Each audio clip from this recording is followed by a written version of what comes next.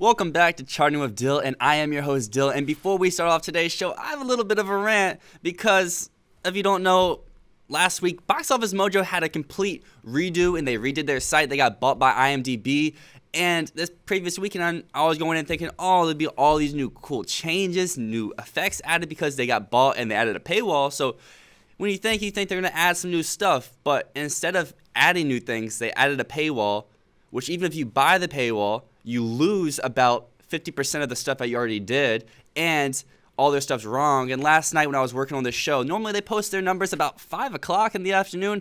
They didn't post the finals till 11:30, and even when they posted the finals at 11:30, the numbers were wrong. They had a movie that ended up making about $11 million, only making about $8 million, but I'm going to keep going forward and try to do my best every week to keep giving detailed charts and in-depth looks on the box office.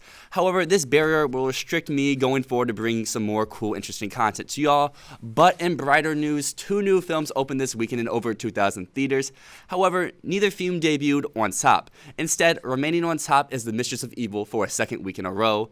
In second, Joker only sees a 34.2% drop as the R-rated film continues to show great legs. The film's week-to-week holds resemble those of other drama films compared to massive blockbusters, similar to how Joker opened.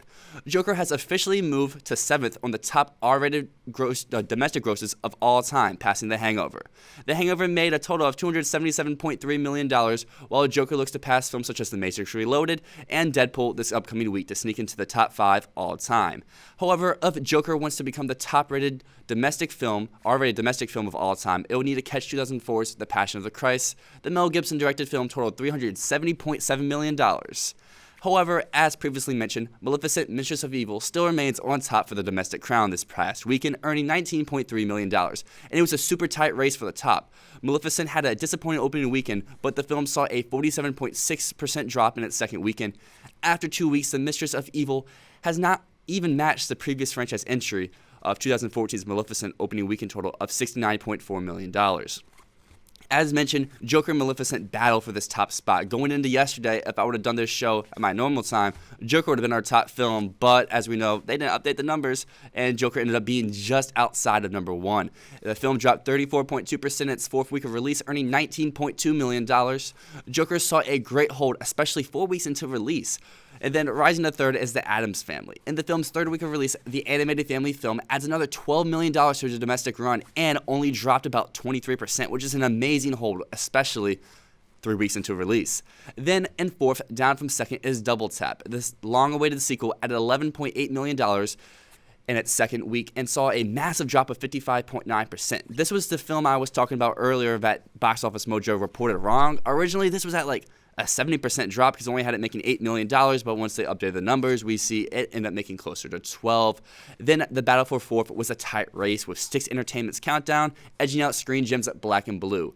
Countdown had an additional 600 theaters to compare to Black and Blue, which helped the horror film racking $8.8 million compared to Black and Blue, which just misses the top 5, earning $8.3 million in 6. Black and Blue showed in only 2,062 screens, which had a per theater average of $4,062, which if it may have shown in some more theaters because it got an A cinema score, it could have cracked the top 5. But as mentioned last week, 2 musician documentary movies hit limited release this weekend.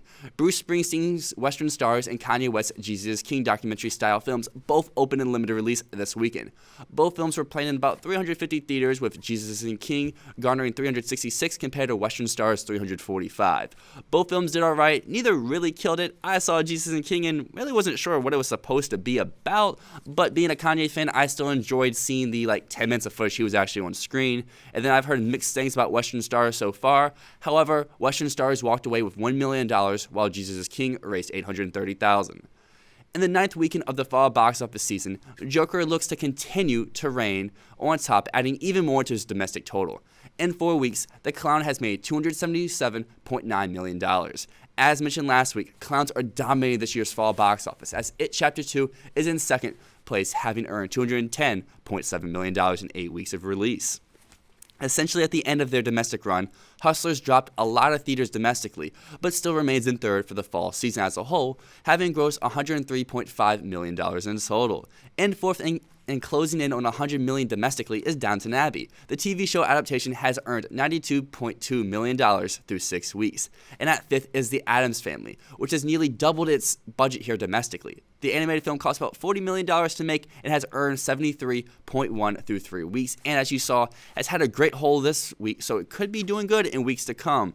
The biggest gainer on the chart was The Mistress of Evil, jumping from 9th all the way to 6th. The film's domestic total is up to $66.2 million, while Abominable has dropped 2 weeks in a row, down to 7th with a gross of $56.9 million.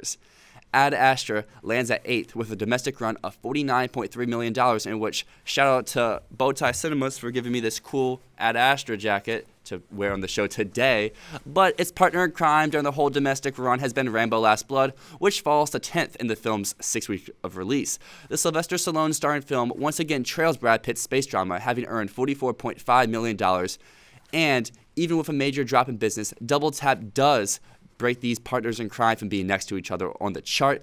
Double Tap enters the chart in 9th at $47.2 million after just 2 weeks of release, and just missing the chart is the Will Smith Gemini Man, which misses the list by only $1 million, but look forward to come back on the chart next week while it kicks out Sylvester Stallone's Rambo Last Blood. And then next weekend is another busy one for new releases.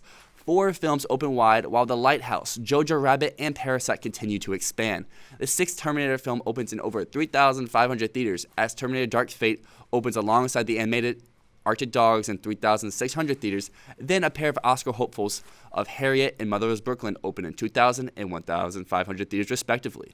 I am Dylan McKercher, thanking you for tuning in to Charting with Dyl, and check out my Twitter, _Life of Dylan, and Facebook, Charting with Dyl, for day-to-day updates throughout the week. And hope to see you next week to see how Dark Fate compares to other Terminator franchise films.